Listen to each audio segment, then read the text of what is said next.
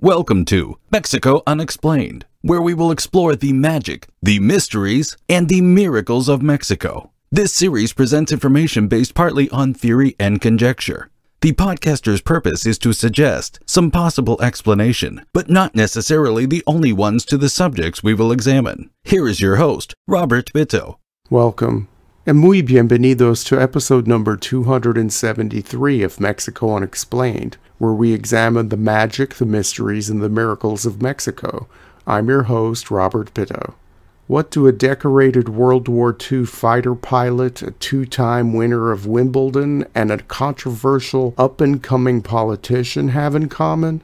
They all died on June 4th, 1969, in one of the most bizarre aviation disasters in Mexican history. Flight 704 never made it to its destination in Monterrey. The official report released on this incident stated that pilot error was the cause of the loss of the plane and its 79 passengers and crew. Immediately after this incident, many questions arose as to what really happened on that fateful day in June of 1969. Researchers are still puzzling over the events of that day, and over time several explanations have been put forth to challenge the official story. Before going into the details of the catastrophe, let's look at the three notable people previously mentioned who were on the doomed flight. The decorated World War II fighter pilot was Guillermo Garcia Ramos, the captain of the Boeing 727 in service for La Compañía Mexicana de Aviación, known today simply as Mexicana Airlines or Mexicana Airlines. Garcia Ramos was part of the elite and highly celebrated Squadron 201 during the war.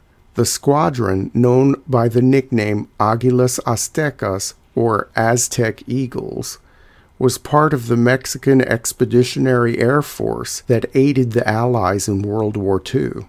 Garcia Ramos and 24 others in the squadron flew 96 combat missions, mostly in the South Pacific.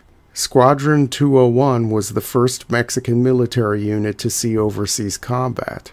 In 2004, President of the Philippines, Gloria Arroyo, awarded the Philippine Legion of Honor to Guillermo Garcia Ramos posthumously for his efforts in the liberation of the Philippines from Japanese occupation.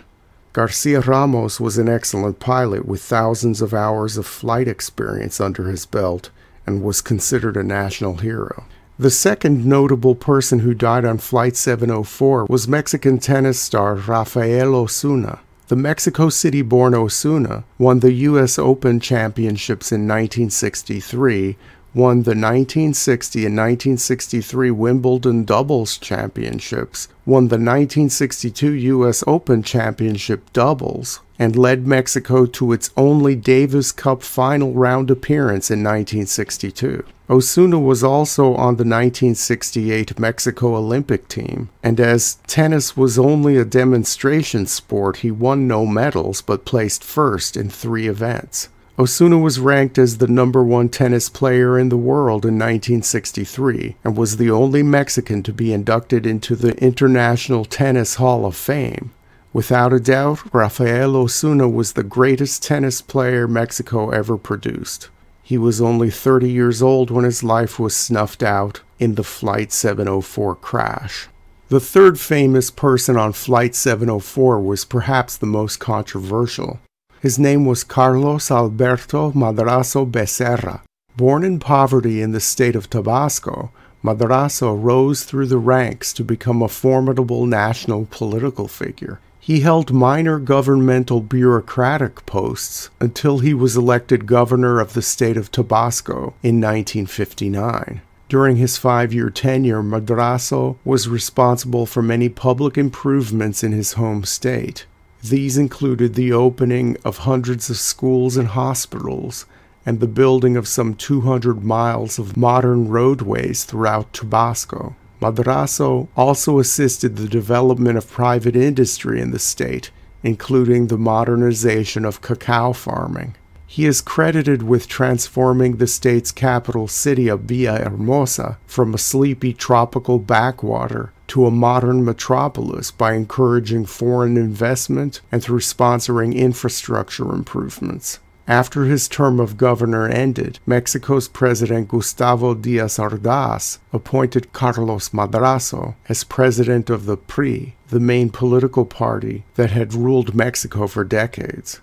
Madrazo saw this as an opportunity to democratize the party and to institute broad reforms. His progressive stance made him many powerful enemies in the party, and in 1965 Madrazo was removed as the president of the PRI.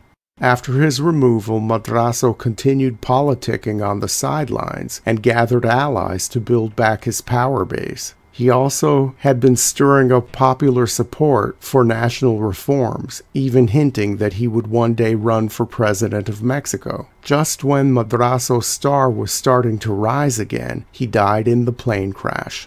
As an ironic historical footnote, Carlos Madrazo's son, Roberto Madrazo, would run for president of Mexico in the year 2006 on the PRI ticket. Roberto Madrazo would suffer a catastrophic loss to Felipe Calderón, only getting 22.75% of the popular vote and carrying 0 states in Mexico's version of the Electoral College. Let's now return to the details of Mexicana Flight 704. The Boeing 727 left Benito Juárez International Airport in Mexico City at 7:02 in the morning on June 4, 1969. The flight to Monterrey would last about an hour. Conditions at Mariano Escobedo International Airport in Monterrey were foggy with slight drizzle. At a little bit before 8 o'clock, dialogue began between Monterrey air traffic controllers and Flight 704. The following was taken and translated from the recordings made by the air traffic control tower. Captain Garcia Ramos began with, "Mexicana 704, we are descending. Please give us traffic and conditions." The Monterrey control tower replied, "No traffic is reported in the area. In terms of weather, there is a 500-foot ceiling with light rain and fog." Captain Garcia Ramos then said, "Aware and pending. Tower, is the Ciénaga Lighthouse radio beacon operating?" Monterrey control tower replied, "Negative. Electricity is out." The response from Captain Garcia Ramos was rather strange. He said, "We are thinking of making our descent using the Ciénaga de Flores marker, but we have unidentified radio beacon interference pending." If the Ciénaga de Flores radio beacon was inactive due to lack of electricity, then what signals was the pilot of Flight 704 receiving? What was the mysterious alternate radio beacon? The last live communication from the cockpit was the voice of Captain Garcia Ramos. He stated, "Monterrey in sight. We are on the decline." Moments later, the plane lost contact with the tower.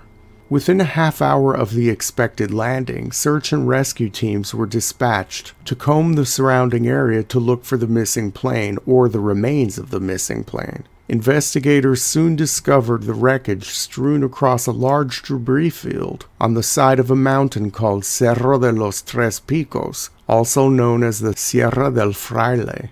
Looters had already been to the site, stealing personal belongings among the wreckage when rescuers arrived.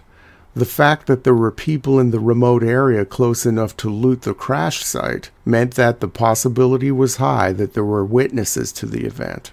The rescuers and investigators were puzzled by what they saw at the crash site. First off, the debris field was across a vast area, which was not consistent with the plane crash. Second, there was no impact crater of any kind at the site. Usually when anything falls out of the sky and hits the ground, there is a marked indentation in the earth at the point of impact. Another strange thing that search and rescue noted was that not only were there no survivors, there were no intact bodies among the plane debris. It was noted that the politician Madrazo was identified by his jacket on his torso because every other part of his body was missing. Many of the passengers were not identifiable. Some boots-on-the-ground investigators did not see the wreckage of a plane crash, but theorized that Mexicana Flight 704 exploded before it hit the ground. Mexico's Secretariat of Communications and Transport issued a report on the incident a few weeks later and claimed that the plane crashed into the mountain due to pilot error. The news felt like a slap in the face to those who knew Captain Garcia Ramos. He made that flight to Monterrey from Mexico City and vice versa routinely, and he knew perfectly well that there were mountains there. A crash like this would not be typical of someone who had this type of experience. From his squadron days to the day of the accident, Garcia Ramos had 25 years of service in the air and had logged more than 15,000 flight hours. According to the SCT, in its official document, the pilot flew over the Monterrey radio beacon without reporting to the ground station. Then the plane made a turn to the right and then another to the left in a continuous descent until it crashed into the Cerro de los Tres Picos. That made no sense, and even more so when it was learned that Captain Garcia Ramos had reported before descending that he could not find a signal from the Ciénaga de Flores radio beacon, and that he was also receiving signals from a radio beacon that he could not identify. Rumors immediately began to circulate that the plane was deliberately taken off course and purposely destroyed. Strangely, the plane's black box cockpit voice recorder was recovered in the wreckage intact 2 weeks after the accident, even after investigators had thoroughly combed over the debris field. The last 2 minutes of communications were missing from the tapes. Perhaps the strangest part of this story came from several eyewitnesses who were on the mountain at the time of the crash. They reported seeing two strange men sitting cross-legged with some sort of big black box that looked like a radio or some other kind of transmitter. The two men seemed that they had been on the mountain all night, according to some of the people who saw them. Theories about these two strangers on the mountain are as bizarre as anything you might read on the internet today. Some claim that the device the two men had was a remote control to activate a bomb on the plane, or that it was some other sort of weapon used to explode the plane while it was still flying. The two men must have also had some sort of equipment that simulated a radio beacon to lure the plane to the mountain so that they could destroy it with a bomb or energy weapon.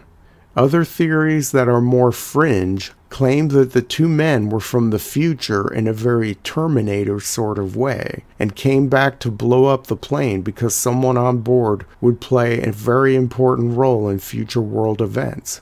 If time travel and the interruption of the timeline were the scenario, who were they out to get? The world-famous tennis player? The famous pilot? Was the politician from Tabasco going to become president of Mexico and then somehow make a very big impact on a global scale? The mind can wander with the possibilities. The more accepted alternative explanation for the events of June 4, 1969, would classify this as a simple clandestine political assassination. If the former governor of Tabasco, Carlos Madrazo, was destined to be president of Mexico and he had plenty of harsh opposition, it would not be beyond the realm of possibility that the plane was taken down to prevent Madrazo from ever realizing his goals.